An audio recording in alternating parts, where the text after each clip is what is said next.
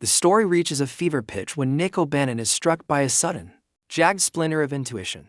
It is a violent mental shift, a premonition that something is deeply, fundamentally wrong. He rushes through the corridors, his heart hammering against his ribs, toward the door of George Lanner, the Speedway's security guard. When he bursts through the door, the air in the room feels heavy, stagnant, and cold. There, George is suspended from the ceiling. He has hanged himself. For several agonizing seconds, the camera lingers on the silence. Nick is paralyzed, convinced that the Grim Reaper has claimed another soul before he could intervene. But in this franchise, death plays with its food. George hadn't died, he had merely hung up. He was caught in a grotesque limbo, gasping for air that refused to fill his lungs. To bystanders, hearing the commotion, leap into action. They reach for his legs, but before a single human hand can provide support, the rope snaps cleanly. It wasn't the weight, and it wasn't a faulty knot. It was the design. George wasn't allowed to die because it wasn't his turn. As the scene unfolds, we learn the chilling history of George's day. He had been attempting to assassinate himself since sunrise, driven by a soul-crushing guilt he could no longer carry. He started with a lethal dose of sleeping pills, a whole bottle meant to bring eternal sleep. But his body, governed by a higher, darker law, rejected them entirely, causing a violent bout of nausea that purged every pill from his system. He then tried the garage method, sealing his car and piping the exhaust into the cabin. But his car machine in perfect working order inexplicably stalled every time the carbon monoxide levels reached the point of no return. Nick realizes the terrifying truth. George is invincible, but not because of luck. He is a prisoner of the list. Every suicide attempt is a failure because the Grim Reaper refuses to let him skip the line. In a moment of tragic, hollow celebration, George pulls a bottle of champagne from a dusty shelf. It has been sealed for years, a relic of a happier time. He wants to toast to their survival, believing the cycle is over. But there is an ancient superstition that looms over the room. Since ancient times, half-opening champagne has been a taboo. The pop of that cork is not a sound of joy, it is a dinner bell for the god of death. The next morning, the environment itself begins to turn hostile. As Nick packs his belongings, a book falls from a shelf without being touched. It hits the floor with a heavy, final thud, triggering a visceral hunch that vibrates through Nick's very bones. As he reaches for the book, he accidentally knocks his remote, which powers on the television, to a breaking news segment. The report reveals a surviving cowboy named Jonathan, who was miraculously pulled from the Speedway wreckage. Nick's face pales as he understands the design's cruel logic. George's suicides failed because Jonathan was technically Nick's, until the cowboy dies. But list is stagnant.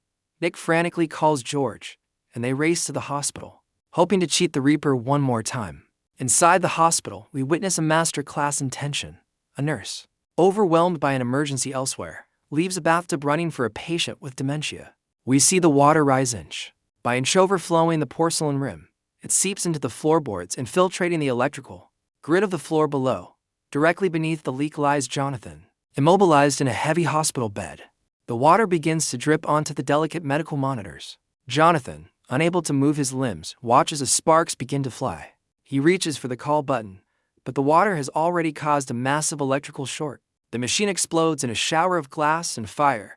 The ceiling rots and collapses under the weight of the water, and Jonathan is crushed instantly. Nick and George arrive just in time to see the life flicker out of his eyes. The blockage is cleared. The list is moving again, and George is now standing at the front of the line. The Reaper does not hesitate. Minutes after leaving the hospital, George is obliterated by a speeding ambulance. The irony of a life-saving vehicle becoming a tool of death is not lost on us. Nick, looking in his rearview mirror, sees a reflection of the word dead and knows the design is coming for his girlfriend, Lori. Lori and their friend Jana are at the shopping mall, seeking the safety of a crowd.